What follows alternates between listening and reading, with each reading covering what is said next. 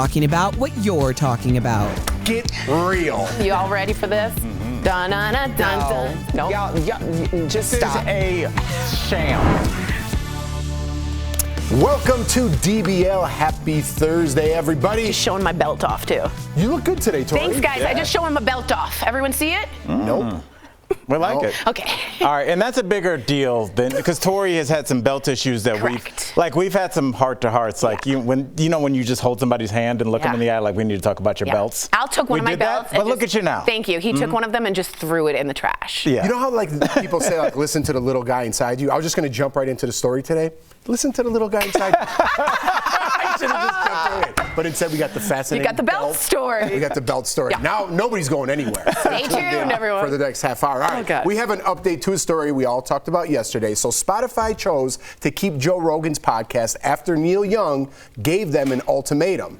Neil Young's music includes his hit song Harvest Moon, one of my favorites, are off the world's #1 streaming platform. Neil asked Spotify to remove his content because he said Joe Rogan's podcast was spreading fake information about vaccines, potentially causing death to those who believe this disinformation. In a statement, Spotify said, "We want all the world's music and audio content to be available to Spotify users. With that comes great responsibility in balancing both safety for listeners and freedom for creators." And I don't think they did that. I don't think they balanced the safety of their listeners. I got a lot of people writing me, and I appreciate that. We had a really good, engaging conversation, and I just think when you start speaking about people's medical health and when you're giving wrong information, that isn't balancing the safety of people. I almost last night was thinking, what if during like the AIDS epidemic, when it was at its height, Joe Rogan was on being like, I don't believe in condoms. Well, let's keep it to this, because we could compare apples and oranges all day. Let's compare the vaccine that we don't know. Okay, I'm sorry, I misspoke. I didn't mean the vaccine. We're comparing a virus that's kind of new to all of us, right? So we're all kind of learning as we go. And you say, is there a thing between wrong information and misinformation in your mind? I think are you deliberately trying to spread wrong information is one thing. There's malice there, right? There's more evilness to that. I'm not sure Joe Rogan's doing that purposefully, but I do know that according to Dr. Coley, when he says things like masks might not be helpful, that is empirically wrong. When he says the vaccines might not be helpful, that is empirically wrong. When they say ivermectin can help, we have no scientific data in this country that has risen to the scrutiny to say that that's true. So to me, that isn't protected speech. That's dangerous. I mean, for me, it gets a little bit different because as a comic, I'm used to talking, and you have a set, and you're used to speaking about kind of what you're prepared to talk about. Sometimes something will happen in the audience, somebody will say something, and you'll start down a path and you're enjoying it for a little while, but then it's kind of starting to get weird and you kind of don't have your footing like you used to. You don't feel as comfortable, and you're the only person with a microphone in a room full of 300 people that are listening to you. And even then, I tread lightly because I'm not sure exactly what I'm going to say, and I don't want to say something to offend somebody. I don't want to say something to turn the show if I've got 25 minutes left. So I'm very concerned that anybody feels this comfortable speaking about something that you just said, Jeff, is fairly new. Right. I just don't feel comfortable and they're not a doctor about on, that. or they're not researched so, on. But at the same time, I do feel comfortable giving people the ability to start and stop their podcasts as they go along. And if they choose, as adults, which I'm assuming most are, to continue to listen to this podcast, knowing that there are some people that differ in his opinion, I'm giving the benefit of the doubt that they know that there's another side, then we don't know that they're not listening to the other side as well. So it's not for me, but I cannot play judge and jury with every podcast in terms of this unless it's hate speech or deliberate disinformation. I just have to let it go, even if I don't agree with it. Yeah, I just want to make a little point here. And again, not sticking up for Joe Rogan, I mentioned yesterday, I like Neil Young, not all of his songs. I like Joe Rogan, not quote unquote all of his songs. Totally. Right? Spotify is the #1 streaming service in the world because of Joe Rogan. Absolutely. Not because of Neil Young. Absolutely. It's an easy business decision. Sure. Take politics and that thing or out of it. ethics out of it. It's listen, how many business decisions that are billion-dollar decisions take ethics into consideration? I agree with you. And this is one of them, and I agree with you. I just want to point out what I feel is ethically wrong, but I agree with you. And let me use the pushback. And again, I'm not sticking up for Joe Rogan. I want to make this very clear out there. I'm just using this as a debate platform. For sure. If there is no other side to an argument, right? aren't we becoming kind of, and again, this is going to be very extreme as well, but in North Korea, if you don't believe what the leader says, you are shot. Right. Okay? You are taken out and shot. And that's just the truth of it, as sick as it is, right? And I'm not trying to get extreme here. But in America now, we have a freedom of speech, right? And if somebody challenges somebody on something that one side of a political party doesn't believe in, you don't get shot, but you do lose your livelihood. If I say something that Joe Rogan repeated, and again, I'm not defending Joe Rogan because he said some other things that we're not talking about right now, about race and color and all that. We'll talk about it another time. But I don't defend those comments. I'm not defending Joe Rogan and those. I think that's disgusting. Right, of course. And he has some answering to do. He has a very diverse group of friends, and he's got some answering to do. But if nobody challenges that other side, and on mainstream media, on networks, you can't. I can't say things like that. Not like I would, but I'm not allowed to. First of all, Fox News does it every single night. But so that's one network. But there's a lot of right-wing places that you can go to give you information that backs up Joe Rogan. Let me finish. No, let me finish, because I'm not making this political. It's not right-wing. I'm not bringing politics. And I'm just speaking on a normal daily basis about challenging things. Of course. Anything about feminism. Of course. About Black Lives Matter. About anything. If you say anything about transgenders in the Olympics, if you have a debate that isn't part of the mainstream media, if you say like, I don't know about that. This woman won by 10 strokes or 10 laps or whatever, 2 laps to be more specific. Let me finish. You kind of get that blackball. You're not following the line, and you could lose your livelihood. I hear you, but you're disagreeing with the mainstream. I totally hear you. That's true. I'm just saying it's apples and oranges. When you're comparing like feminism to science, it's not two sides in my mind, Jeff. One side is science and truth and facts, and one side is wrong. Evidentiary wrong, just empirically wrong. It's not wrong. like that in everybody's head, and I get what you're saying. Yeah. And I get what you're saying, and this is why this conversation is important. And I want to get to the Big Brother stuff because we have the advantage of sitting next to a Big Brother guest. The reason that people are watching you guys have this discussion. It's not about what you guys are discussing. It's about everybody watching us knows that you're having this conversation in good faith. Right. And if you are not having a conversation in good faith, that's when I start to have problems. And there are some guests that he's had on that I feel like are not saying things in good faith. Some of the things I do believe, that they really do believe and live what they're saying. So I think from here on out, or hopefully what you've been doing your entire life as a consumer of audio and visual medium, is making sure that everything that you're watching is being done in good faith. Because if you feel like somebody's being paid to be there, being paid to say that, they have a reason to say that, they have a platform that only pushes this agenda, I would really be careful about that. But if you feel like two friends are having a discussion about the Joe Rogan podcast, even if it gets heated, at the end of the day, Tori means what she says. She's not trying to gaslight. Jeff means what he says. He's not trying to gaslight. So we can have these kind of conversations.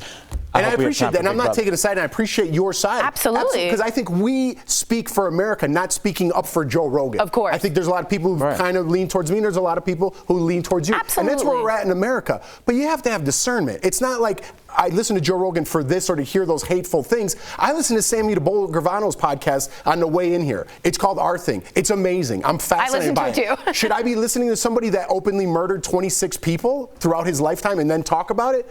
Probably not, but I'm not going to start my own crew and try to get into the mafia. It's the same. I don't need to be under Joe Rogan's whatever they're called to follow him. Right? I know. You have to have discernment when you're listening to anything. So to push somebody into a category, meaning me, like, oh, he's just a Joe Rogan guy, meaning he's a Trumper or this. Listen, guys, we got to get away from that. Agreed. We have to let people have an opinion. Agreed. And let me just finish by saying I completely agree in wanting a diverse freedom of speech all around, right? But just let me say I don't think all speech should be protected. And in this case, when you can be using it to be dangerous, I think it shouldn't be protected, and Spotify should have taken it down. Great points. All right, great conversation. We'll be right back. Closed captioning provided by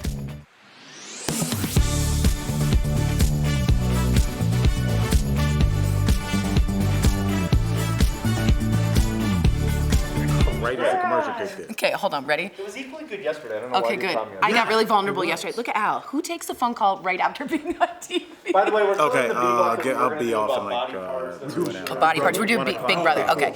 So to be super honest with you guys, I was telling Jeff earlier, I walked in and hugged Jeff, which is like, I've never done that in my life. It was like weird for me. I showered after. But it was because I felt like so weirdly vulnerable, and I don't know if you guys ever have this in your life. I just felt like I wasn't doing a good job at my job, and I wanted to tell them that. And I don't know if anyone's I was never honest with you guys being like, I feel like I'm the worst of all of the hosts. Well, now you see what we see. See, you break up me and Tori, listen, for the audience out there, me and Tori did have a nice conversation. We've been communicating more with each other. Yep. And we had a nice conversation over here, right? We did, we really Before did. we started the show. We really did. And I think you made great points yesterday. I think it's tough to talk about this because some people in the audience, and again, it's a very small percentage, put you into this category or hole or label, and it goes for your side, it goes for my side. They think I should be pro freedom of speech. A lot of people were mad. They're like, Tori, I think of you as freedom of speech. And I kept saying, this speech to me shouldn't be protected because it's so dangerous. You can't yell fire in a theater just like that. There's nothing that will ever fit under, like, I feel like you should be pro freedom of speech. You cannot say that all the time because you can't say anything. Right, all the time. But to silence just any sort, and I'm not talking about vaccines, I'm not talking about big things, to silence any opinion in any argument, to silence that, and for fear of that, not only are you gonna not be liked, you could lose your job. Yes. I could lose my job for a side that I take or a side that you take. And I think that's what people want. They want you to fear saying things, and then if you fear saying things, you don't have those conversations. Right, it's a dictatorship. Right, and then people are starting to pile on. Right, and freedom of speech should include speech I don't like. It's just medically wrong information isn't fair. Exactly. That's what I should have said.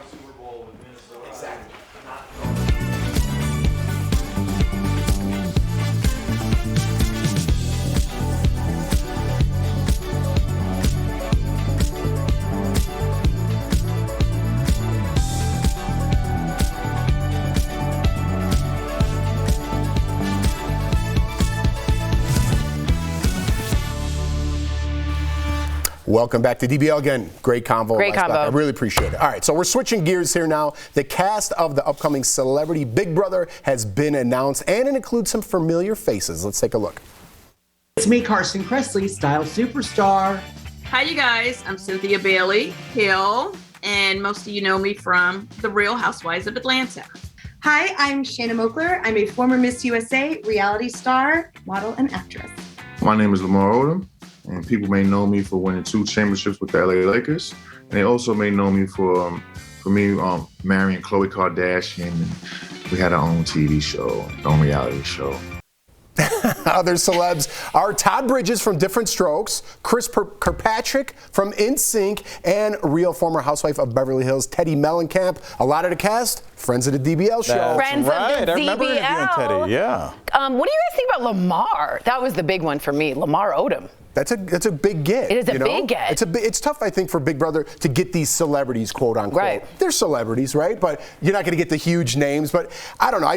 I'm glad they're playing. It's an interesting game. They're only there for a short period of time. But who do you guys think are going to take home the prize? Okay, I want to talk briefly, but then I want to talk to you. Yeah, I do want to know. Yeah. Two dummies over here. Like, what do I think? What do you done it? No, I mean, for me, I honestly think Lamar Odom, who has, even though he's had a rough patch, say what you say, like Erica says, fame, shame, it's all the same game. He's kept his name in the headlines ever since what happened at the Bunny Ranch. Yeah. So, I mean, I do see him on there, and I do see him even after his fight with Aaron Carter. I'm kind of curious to see where this is going to go with him. I think he'll be the first one out. Really? Yeah, I don't think he's for reality TV. The person I think who will stay the longest, and I'm interested to hear your opinion, is a housewife. Because they know how to do all the little manipulations. They're used to it as currency. I don't know how they do the show for Celebrity Big Brother, but I know being a former contestant, you're isolated, and that starts slowly becoming your world. We were in there for 75 days when I played. They're only in there for a short period of time, but it does affect your psyche in some sort of way. So very briefly, I'm just going to point out who I think is going to win. Okay. Right? I think Todd Bridges is going to take it home. I don't know why. I just got a feeling. I like the way he looked. I don't know. I just like it. I got a feeling with Todd Bridges. But Chris Kirkpatrick, I think, is going to be his competition because he's really good friends with Lance Bass, who Lance Bass loves Big Brother, which I'm surprised he hasn't doing this. He has twins now. Maybe that's a big reason why. Ooh, but that's interesting. I think he's going to give them the ins and outs of how the game works. So I think Chris Kirkpatrick or Todd Bridges, those are my picks. He's going to be in sync with it all. Who's first out? Who's first out? Who's first out? Ooh. Lamar. Maybe I'll go with Tori. I don't think he will be, just because he's got. When you're an athlete, you're a competitive athlete, like a lot of these people, there's just that competitive nature. You don't want to be that first one out, right? But then sometimes you're like, I'm over this. Yeah, I kind of feel like I'm over this. That's what I think. One toilet for 8 of us. I'm going home. Check clear. Yeah. All right. Coming up on DBL, our hilarious interview with comedian Brad Williams. What does he have to say about the controversy surrounding the Snow White remake?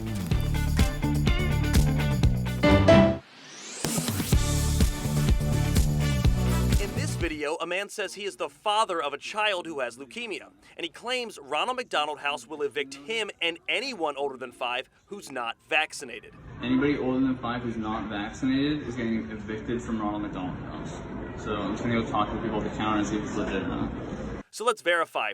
What is the Ronald McDonald House Charities' position on vaccination mandates? Our sources are the Ronald McDonald House Charities and the Greater Washington Chapter. The charity's global position on vaccine mandates is posted online, and they say, quote, they will continue to provide program standards and guidance to local chapters and to follow, quote, the known measures that help prevent the spread of the coronavirus, including vaccinations and boosters, testing, masks, etc. The charity says because each chapter faces different circumstances, including vaccine availability and access, it is a local chapter decision whether or not to mandate vaccinations of Ronald McDonald House guest families. Here in our area, the Ronald McDonald House of Greater Washington says it's not requiring COVID-19 vaccinations or boosters for its guest families, but requires proof of a negative PCR test for each family member over the age of 5 before checking in. If the family has limited access to testing services, they will work with them to provide resources so they can adhere to this requirement.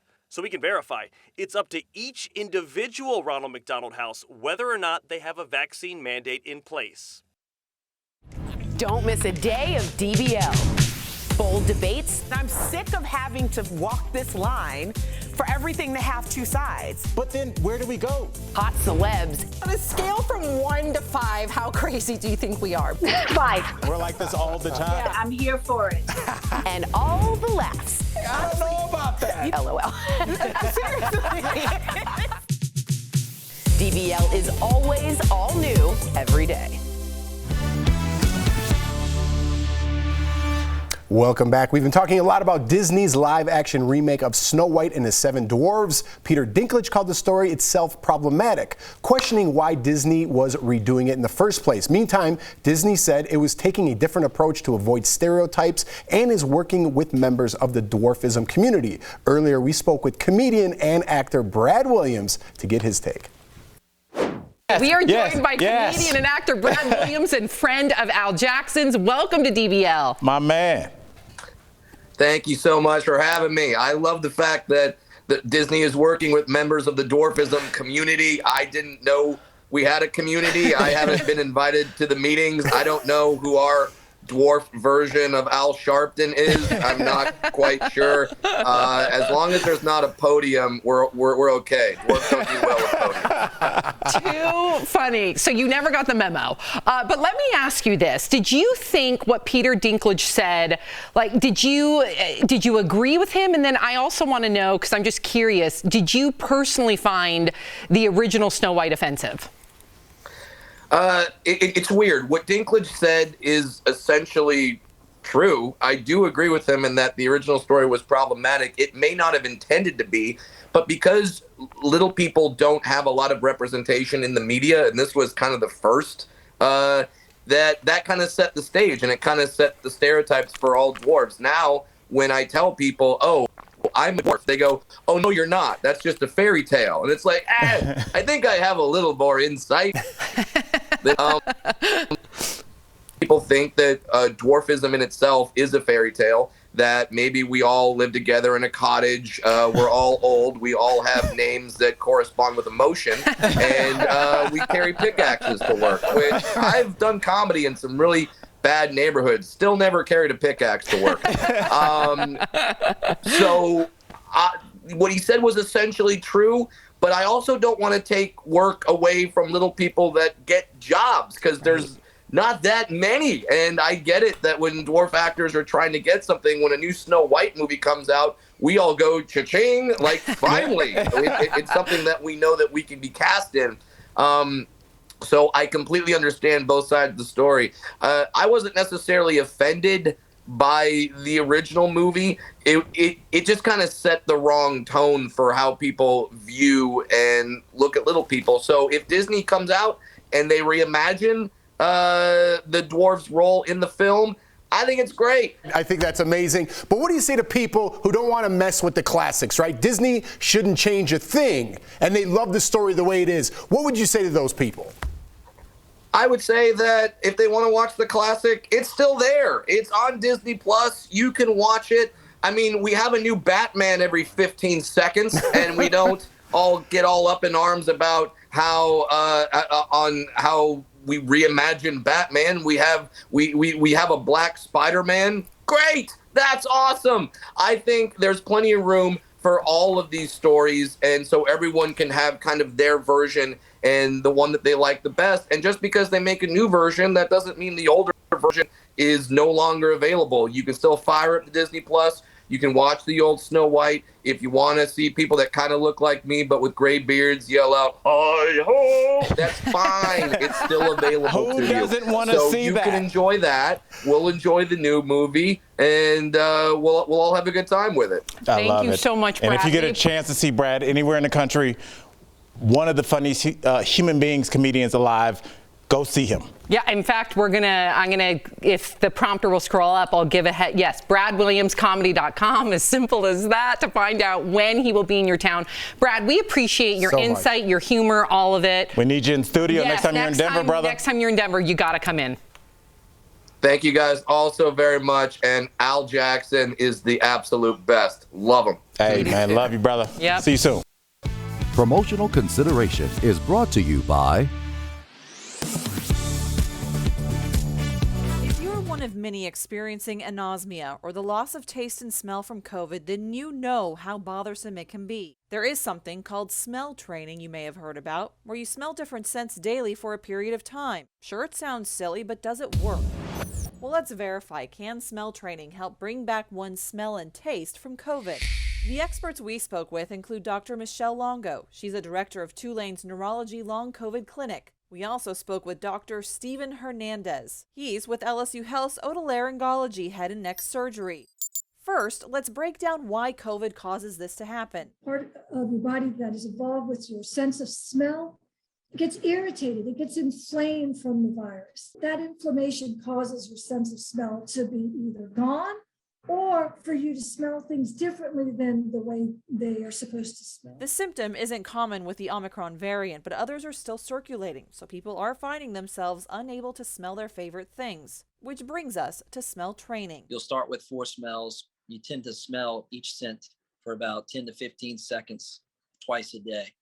And essentially, it should be something that you're familiar with, bourbon or cinnamon or basil or mint, whatever it might be. And that's literally all it is. It's smell the scent and kind of tell yourself what you're smelling. If you have memories of what it smells like, kind of think about that. Experts describe it as physical therapy for the nose. You're using the fact that you're smelling that. You're using your memory. You're using the vision. You're using your imagination. And all of that works together to help stimulate the function of that impaired cell. 6 months ago, I was telling patients to try this because it worked for other conditions. Now I could say, try this because we have evidence that it helps for COVID. Longo says, though, people need to be patient because it takes time. Some could see results in a few weeks. Others, it could take months. Smell training, though, may help the process move quicker. It's low cost, potential for great benefit, and essentially 0 side effects. So it's something that's easy to do, that has proven to have some benefit for the majority of patients. So this claim is verified as true. According to the experts, yes, smell training works and is recommended for those experiencing this symptom. With your Verify, I'm Jade Cunningham. Amid the spread of the Omicron variant, the White House recently announced that it's making available 400 million non-surgical N95 masks for free. Verify viewer Susan wants to know if the free N95 masks are available at your local drugstore and how many you can get. So Susan, let's verify. We went to these sources for an answer. According to the White House, free N95 masks will be available at tens of thousands of local pharmacies, as well as at thousands of community health centers across the country. Some regional stores, like Meijer in the Midwest, have confirmed they already have the masks in store, while other major chains, including CVS, Walmart, and Walgreens, say they expect to start giving out masks in the next few weeks. According to the Department of Health and Human Services, there is a limit of 3 free N95 masks per person through this program. Details about how pharmacies will track these masks hasn't been provided just yet. With your Fast Fact, I'm Adiande Till.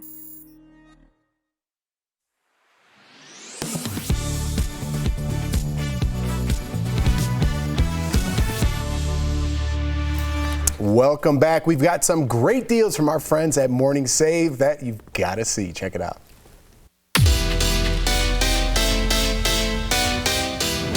So excited to find out what you have for us today, Steph. So first up, we've got a 3-pack of Acerie Premium Knit Beanies. Oh, cute. I know this deal will include 3 beanies, and it's available in 4 color sets. So normally this set is $60, but right now we've got them for only $50. Yes! Saving up to 75%. Tori, this next deal is awesome. We've got the Monster Retro Bluetooth speaker with wireless charging. So this deal includes 1 speaker, 1 adapter and 1 aux cable. So you can connect your phone or device using the included stereo cable to listen to music and adjust volume, as well as LED color, radio stations and more using the Monster Zone app. So normally, Tori, this is $200. Yeah, okay. But we've got it for our viewers for only $69, which means they are saving 66%. This is the perfect housewarming gift. We've got the Cuisinart Power Advantage 5-speed hand mixer with stainless steel measuring cups. Love this. So the deal include 1 hand mixer and 1 set of measuring cups just here. And also, this is Cuisinart. I was going to say that, right? You know the stainless steel is going to be super durable, and this is going to be a quality product. Yeah. So normally this is as much as $102, but we've got it for $39, which saves everyone at home 62%. We've got the Tambourette Murano Glass Charm Bracelet. So this deal includes 1 bracelet, and we've got 11 styles to pick from. Nice. You'll even get a 2-inch extender to fit all sizes. Oh, that's good. So handy. Yeah. So normally this is as much as $89. Okay. We've got it, Tori, for $19. Ooh! Saving up to 79%. We got good stuff, good prices. Head on over, y'all, to morningsave.com to snag these amazing deals at the lowest prices. And you can even visit morningsave.com just right on your smartphone. Thank you so much, Steph. Great deals as always. So we have a little bit of time left. What celebs would you guys like to see on Big Brother if you could get anybody on there? I would love to see Steven Tyler. Ooh. I just think that'd be so. What does Steven Tyler do in the morning?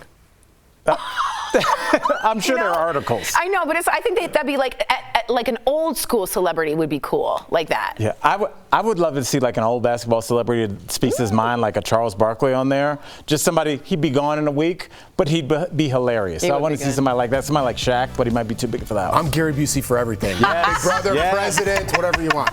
DBL's do every day. We'll see you tomorrow, same time, same place.